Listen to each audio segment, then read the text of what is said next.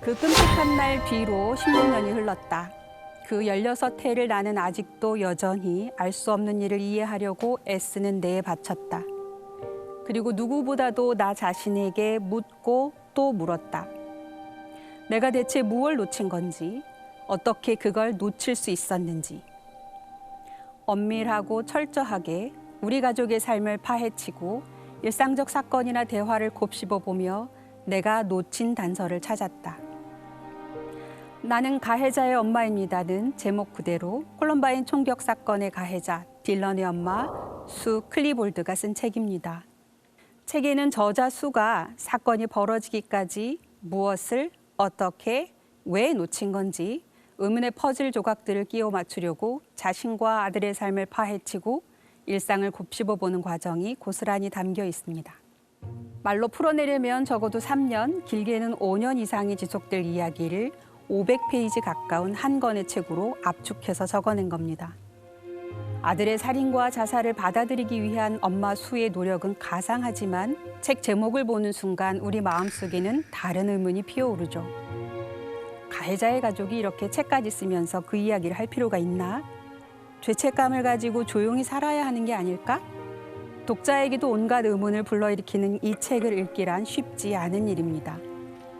가해자의 이야기에 귀를 기울일 만큼의 심적 여유가 아직은 없기 때문이죠.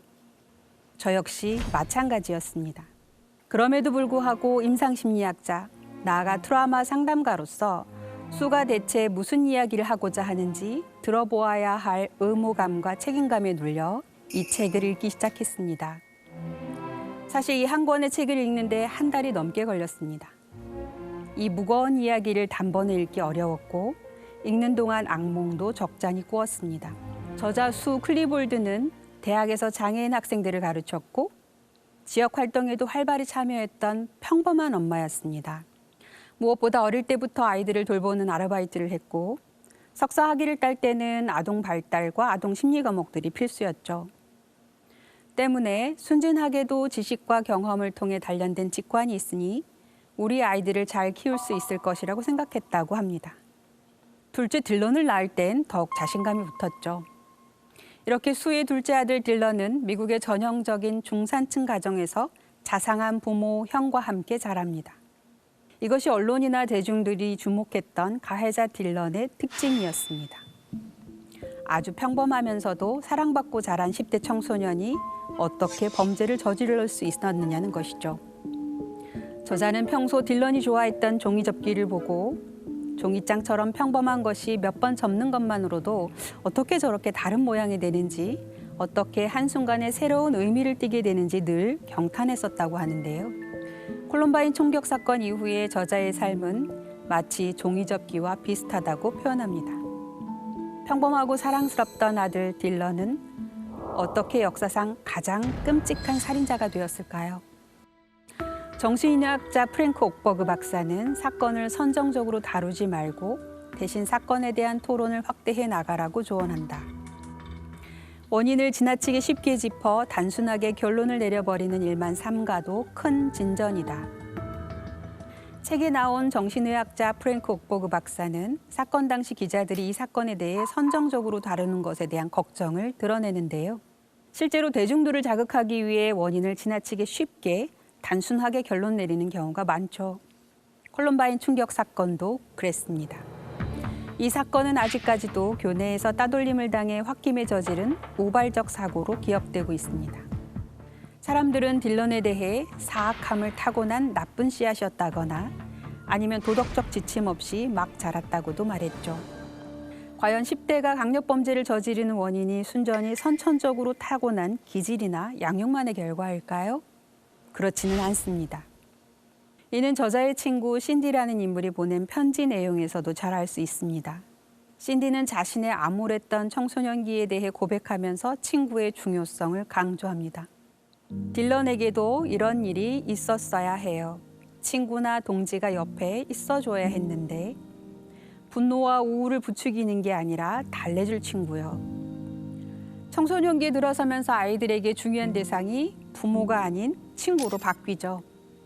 부모가 아무리 친구처럼 대해줘도 아이들에겐 그저 부모일 뿐입니다. 이 시기 아이들에게 가장 중요한 대상은 공감하며 달래줄 친구인데요. 안타깝게도 저자의 아들 딜런에게는 달래주는 친구가 아닌 분노와 우울을 부추기는 불쏘시개 같은 역할을 한 친구 에릭 해리스가 있었죠. 이에 부합하게 심리학자 앤드류 솔로몬은 이 사건을 검토한 후 에릭 해리스는 살해 성향 반사회성 성격장애, 그리고 딜런 클리볼드는 자살 성향을 가진 우울증 환자라고 결론 내립니다. 이 서로 다른 성향의 두 소년이 상보적인 필요 조건이 된 거죠. 친구 때문에 모든 일이 벌어졌다고 볼 수는 없지만 우울함에 빠져 죽고 싶었던 딜런이 사이코패스 성향이 있는 친구 에릭을 만나 죽이고 싶은 욕구가 생겼다는 것이 그의 주장입니다. 실제로 사건 이후 딜런의 방에서 정신과 의사가 처방한 항우울제가 나왔고 자살 계획을 적은 일기장, 그리고 총기와 폭탄을 실험한 동영상도 발견됩니다. 아동기에 부모를 통해 세상을 배웠다면 10대는 친구를 통해 세상을 배웁니다. 10대 아이들에게는 또래 집단에서 느끼는 소속감과 유대감이 상당히 중요한데요. 이 때문에 가끔은 또래들의 압력에 못 이겨 심지어 자발적으로 불법적인 행동을 하기도 합니다. 그렇다 보니 함께 어울려 노는 친구 무리가 어떤 성질을 띠느냐가 중요할 수밖에 없죠. 1999년 4월 20일 저녁에 내가 누릴 수 있는 위안은 없었다. 갑자기 부끄러움이 몰려왔다. 내가 평생 품어온 신에 대한 이해가 갑자기 순진한 허구, 낙관적 동화, 한심한 착각이었음이 백일하에 드러난 것 같았다. 지금까지 느껴보지 못한 외로움이 느껴졌다. 첫 문장은 사건 당일 저자 수의 심경을 정확하게 드러내줍니다. 가해자의 부모인 저자는 어디에서도 위안을 얻을 수 없을 뿐 아니라 위안받고자 시도하는 것이 모렴치한 것이라고 느꼈던 것 같습니다. 익숙한 세계로부터 갑자기 내쳐져서 낯선 세상에 던져진 듯한 느낌이라고 설명할 수 있습니다. 이후 저자는 딜런을 키우는 일, 이 아이를 만들어내는 데 들였던 모든 사랑과 노력이 가장 비참한 방식으로 끝났다고 표현합니다. 그가 할 수 있는, 그리고 해야 하는 일은 몇 달, 몇 년이 걸리더라도 그동안 몰랐던 아들을 이해하기 위해 할 수 있는 모든 일을 다 하는 것이었죠. 흔히 이해할 수 없는 건 그대로 수용하라는 말을 많이 하는데요. 사실 인간에게는 이해보다 수용이 더 어렵습니다. 본능적으로 이해를 위해 고군분투하는 것은 이해해야만 수용이 되기 때문인데요. 하지만 수는 고통과 책임을 회피하지 않고 직면하기로 결정합니다. 회피는 또 다른 정신병리를 낳는다. 그러므로 통제하려 애쓰거나 회피하지 말고 받아들여라 라는 말이 있습니다. 가해자의 부모로서 피해자들을 위해 자신이 할 수 있는 최선을 다합니다. 이런 면에서 모든 범죄자의 부모가 이 엄마 같았다면 이라는 생각을 해봤습니다.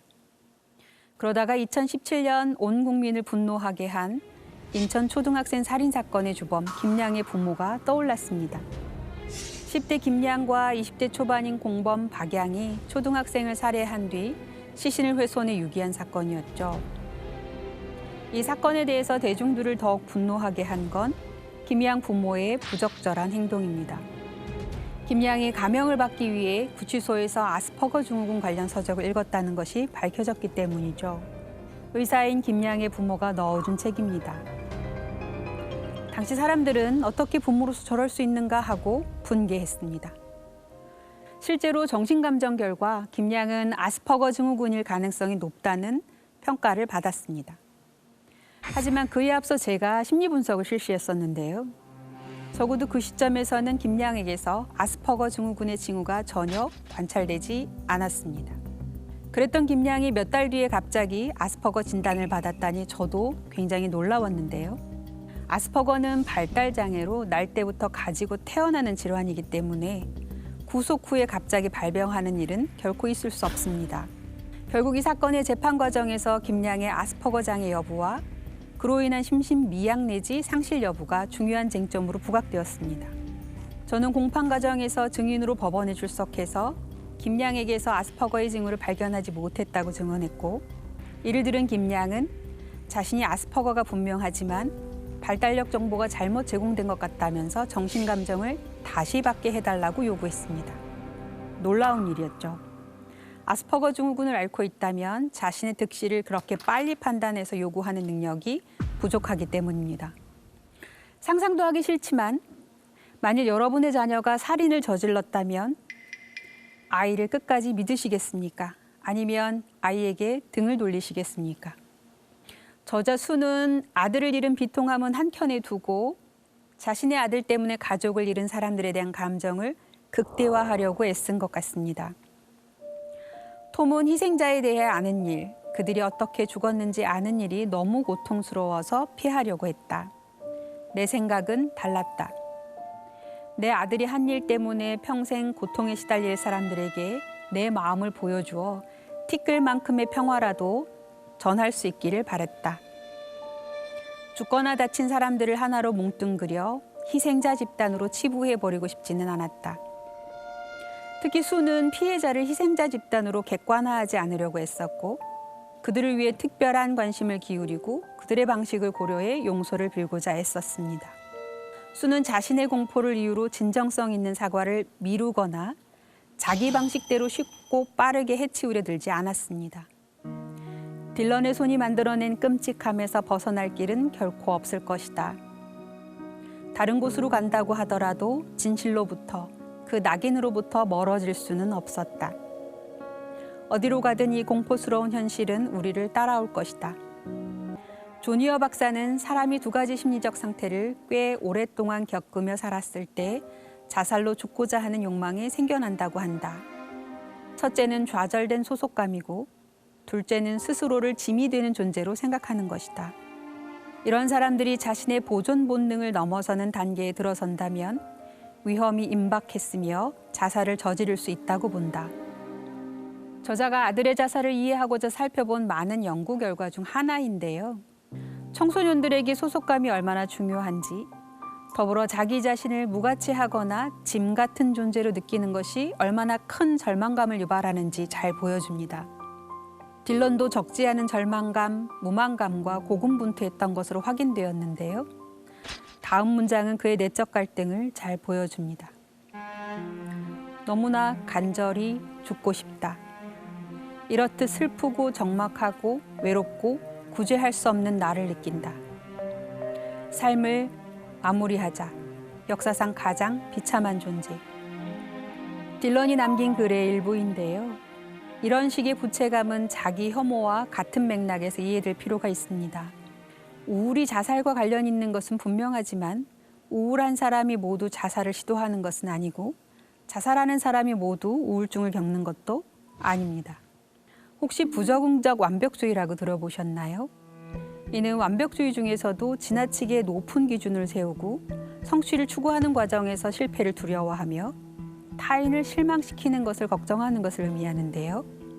자살이나 우울을 예측해주는 취약성 요인 중 하나로 알려져 있습니다. 문제는 높은 기준을 설정하고 그것의 달성을 강조하는 문화에서 생존해야 하는 사춘기 아이들이 부적응적 완벽주의에 특히 취약하다는 점입니다. 스스로 설정한 혹은 부모에 의해 주입된 높은 기준 때문에 스스로를 쓸모없는 존재로 생각하게 되면서 자기 혐오감이 생기고 이것이 높은 스트레스와 만나면 자살 사고로 이어질 가능성이 있습니다. 물론 자살의 원인 요인은 그 밖에도 아주 많습니다. 그럼에도 불구하고 한두 가지 요인에 자살을 귀인하는 경우 예방적 측면에서 실익이 없을 수 있습니다. 이와 관련해 저자는 다음과 같이 말합니다. 자살의 원인을 지나치게 단순화하는 것은 실연이나 해고가 자살을 고려할 이유가 된다고 암시하는 위험천만한 일이 된다. 물론 실연이나 해고가 촉발 요인이 되었을지도 모르겠습니다. 하지만 그것이 유일한 자살의 원인이라고 생각하는 순간 자살자는 너무 유약해서 누구나 감당할 수 있을 정도의 스트레스조차 견디지 못하고 스스로 삶을 마감한 부족한 사람으로 낙인 찍힐 수 있습니다. 하지만 자살은 개인의 스트레스 취약성만으로는 설명할 수 없고 반드시 사회 구조적 맥락에서 이해되어야만 하는 현상입니다. 내 아들은 혼자서 병을 안고 싸웠다. 나는 일기를 보기 전에는 딜런이 우울하다고 생각하지 못했다. 가장 친한 친구들, 몇 년 동안 날마다 어울린 친구들도 딜런이 얼마나 우울했는지 몰랐다. 오늘날까지도 그럴 리 없다고 받아들이지 못하는 친구들도 있다. 내가 아는 건 딜런이 겉으로 우울의 징후를 보였다는 것이고 톰과 내가 그것을 보고도 해석하지 못했다는 거다. 딜런은 어떻게 가족과 가장 친한 친구들에게까지 우울증을 숨길 수 있었던 걸까요? 사실 많은 부모들이 아이의 본 모습을 보는 것이 어렵습니다. 아이는 부모를 기만할 수 있거든요. 형식적 조작기가 시작되는 만 11세, 보통 초등학교 5, 6학년에 이르면 아이들이 필요에 따라서 보이고 싶은 모습만 보이는 것에 훨씬 능숙해집니다. 부모 앞에서 자신의 모습을 얼마든지 조작할 수 있다는 뜻이죠. 콜럼바인 총격 사건이 일어나기 2년 전 딜런은 스스로 우울감을 느껴서 정신과 진료를 받았고 약물을 처방받았지만 부모에게 그것을 숨길 수 있었습니다. 그렇다면 딜런처럼 청소년기에만 그럴까요? 아닙니다. 아주 어린 아이들도 부모를 속일 수 있습니다. 실험을 하나 볼까요? 책의 신경범죄학의 세계적인 권위자 에이드리언 레인 박사가 저서 폭력의 해부에서 인용한 실험이 소개되었는데요. 어린아이를 방에 혼자 두고 장난감을 들여다보지 말라고 한 다음에 실험자가 방에서 나갑니다. 아이가 들여다보는지 안 보는지가 녹화 테이프에 저장이 되고 실험자가 방으로 돌아와서 아이에게 봤니? 하고 물었을 때 아이의 반응을 거짓 혹은 진실로 기록합니다. 이후 대학생들에게 이 녹화된 영상을 보여주고 아이가 거짓말을 하고 있는지 아닌지 추측해 보라고 했을 때 정답률은 얼마나 될까요? 51%. 절반을 겨우 넘긴 정도였습니다. 그 다음으로 밀수범 적발 경험이 풍부한 세관 직원들에게 똑같은 질문을 하자 정답률은 49%. 경찰관들의 정답률은 41%. 절반에도 미치지 못하는 결과가 나왔습니다. 이 실험을 더 어린아이들을 대상으로 했다면 더 쉬웠을 거라고 생각할 수 있지만 4살짜리도 쉽게 전문가를 속이기 일쑤입니다. 이 실험에 대해 에이드리언 레인 박사는 부모는 자기 아이를 잘 안다고 생각하지만 사실 자기가 낳아기른 아기라도 전혀 모르기 십상이다. 그렇기 때문에 문제다라고 합니다. 제가 보기에도 틀린 말은 아닌데요. 여기서 중요한 것은 아이들이 거짓말을 한다는 것이 아니라 아이의 속임수를 탐지해내는 어른들의 능력이 생각보다 형편없다는 거죠. 그럼에도 불구하고 많은 사람들은 여전히 상대방의 표정이나 몸짓, 심지어 눈빛만 봐도 속임수 여부를 탐지해낼 수 있다는 착각 속에서 살아갑니다. 저자 수는 딜런이 어떻게 그렇게 쉽게 자신과 남편을 속였는지 계속 고민하다가 이 실험을 보고 생각합니다. 우리만 속은 것도 아니었다고.